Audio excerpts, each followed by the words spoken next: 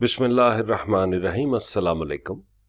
आप सबको BM universe channel में खुश आमदीद कहता हूँ। हमारा आज का टॉपिक है रोल्स ऑफ एन एंटरप्रेन्योर।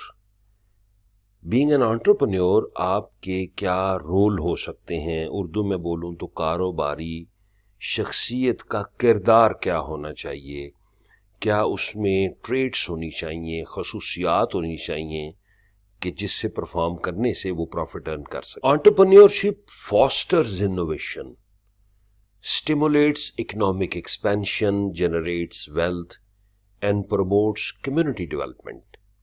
यहाँ पे आपको चार जो मेन पॉइंट्स हैं उनका जिक्र मिलता है कि एंटरप्रेन्योरशिप इनोवेशन को फरोग देता है, न्यू प्रोडक्ट डेवलपमेंट को वो फरोग देगा, इकोनॉमिक एक्सपेंशन जो है वो एक्सपैंड करेगी। कोई भी मुल्क है अगर स्टार्टअप जो हैं वो बढ़ रहे हैं तो जाहिर है उससे इकोनॉमिक एक्टिविटी बढ़ेगी और उससे वेल्थ जनरेशन भी होगी, पैसे भी बढ़ेंगे, एक्सपोर्ट बढ़ेगी, लोकल मार्केट में सप्लाईज बढ़ेंगी और कम्युनिटी को जो सर्व करना होता है आपने, मीन्स आपका जो कस्टमर है, जो कंज्यूमर है, उसको सपोर्ट अच्छी मिलेगी।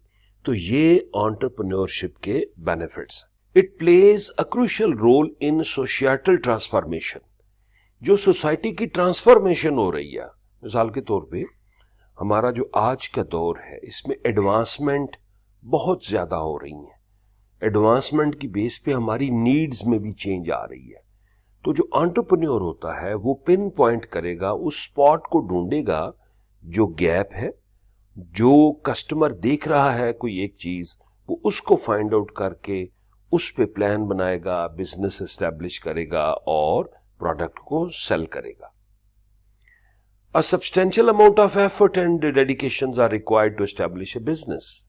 बड़ा सेल्फ एक्सप्लेनेटरी पॉइंट है कि जब तक डेडिकेशन नहीं है, एफर्ट नहीं है, बिजनेस एस्टेब्लिश नहीं होता। तो एंटरप्रेन्योर में ये एक खास सलाहियत होनी चाहिए कि जब वो सारी प्लानिंग कर ले, मिसाल के तौर पे वो एनालिसिस करेगा, वो रिसर्च करेगा, फिर इसके बाद बिजनेस का मॉडल डेवलप करेगा और उसको फिर ऑपरेशनल फॉर्म में लाएगा।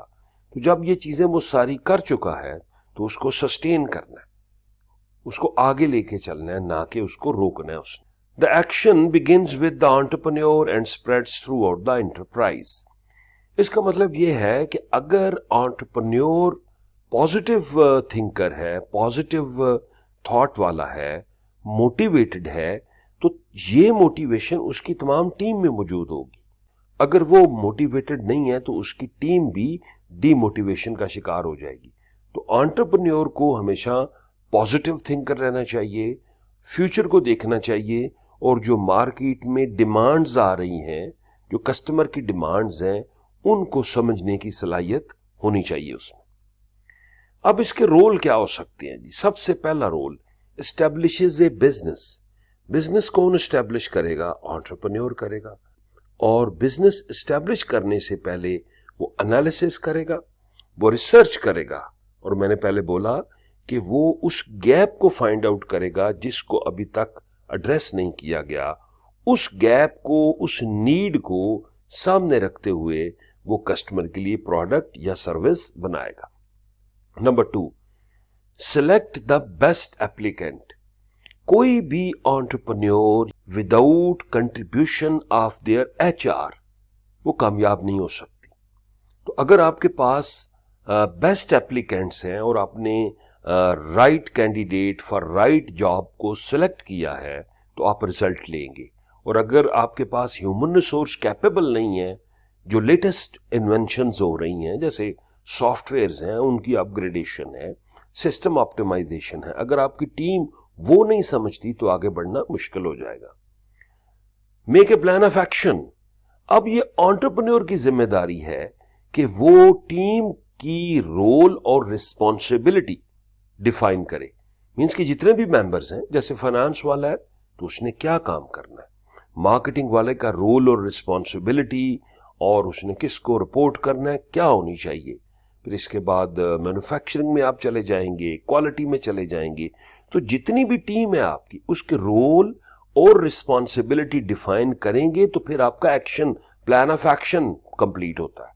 और अल्टीमेट हमारा पर्पस क्या होगा कि हमने कस्टमर को सेटिस्फाई करना है। Next point, establish objectives and goals. जब तक आप एक टारगेट नहीं डेवलप करते उस वक्त तक आप उसको अचीव करने के लिए एफर्ट नहीं करते।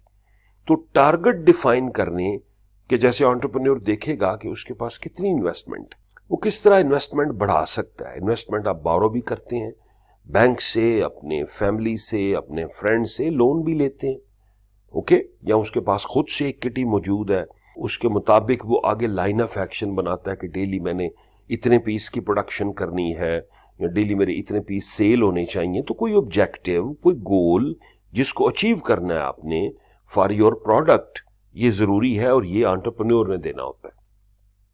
Next point, understand the business and the market.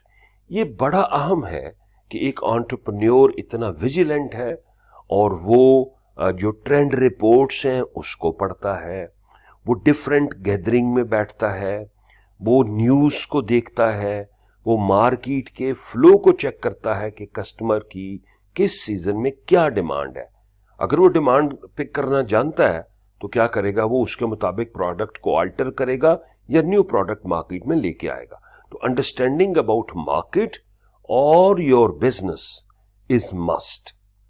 Next point, marketing and sales activity. अब देखें जी, आपने प्रोडक्ट बना लिया, आपने सप्लाई चेन सेट कर ली, आपने हर किस्म की R&D कर ली, अब उसको मार्केट करना है। मार्केट मीन्स कि दूसरों तक आपके प्रोडक्ट की इंफॉर्मेशन पहुंचे। मार्केटिंग के बाद सेल्स आती है, याद रखिए। पहले आप किसी को इन्फॉर्म करेंगे। अब इन्फॉर्म कैसे किया जाता है आजकल के दौर में?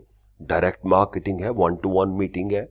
आप फेसबुक यूज कर सकते हैं अपने आप को प्रमोट करने के लिए। आप लिंक्डइन का यूज करें, इंस्टा का यूज करें जी, जैसे कि सोशल मीडिया जो है, आप इसके चैनल को यूज करके अपने आप को प्रमोट कर सकते हैं। YouTube is a best medium कि आप अपने प्रोडक्ट की स्पेसिफिकेशन, उसकी वर्केबिलिटी, वो सारी उधर एक्सप्लेन करें। तो आप अपने आप को मार्केट करेंगे तो ऑटोमेटिकली आपकी सेल्स बढ़ेगी। तो मार्केटिंग एंड सेल्स का उसको पता होना चाहिए। उसको ये पता होना चाहिए कि मेरा कौन सा candidate is fit for this job और वो उसको एलोकेट करे। नेक्स्ट पॉइंट है जी, make a financial plan. Financial plan बनाना वैसे तो ये शुरू में ही बन जाता है। फाइनेंशियल प्लान एक ऐसी चीज है जिसको आपको डेली बेसिस पे, वीकली बेसिस पे या मंथली बेसिस पे चेक करना होता है कि भाई इस वक्त मेरी ये इन्वेस्टमेंट है तो इसका ये आउटपुट आ रहा है, और अगर मैंने इसको एक्सपेंशन में जाना है तो फंड्स मुझे कहां से मिलेंगे। ओके, अगर मैंने प्रोडक्ट नया बनाना है तो उसके लिए फंड्स कहां से आएंगे। अगर मैंने कोई एक्सपर्ट हायर करना है, याद रखें जो बेस्ट एक्सपर्ट हैं उनकी प्रेजेंस ही आपको आगे लेके जाएगी। अकेला entrepreneur without contribution of team is nothing. तो ये बेटा कुछ रूल्स मैंने इधर मेंशन किए हैं रिगार्डिंग एन एंटरप्रेन्योर। तो कल को अगर आप अपना बिजनेस स्टार्ट करना चाहते हैं तो इन सब को ज़हन में रखें, इनको सीखें और सीखने के बाद अपना स्टार्टअप बनाएं। Definitely you will get full control, full monitoring and 100% positive results. Thank you very much. अगर आपको ये पसंद आई है तो इसको लाइक और सब्सक्राइब जरूर करें। देखते रहें। अल्लाह हाफ़िज़।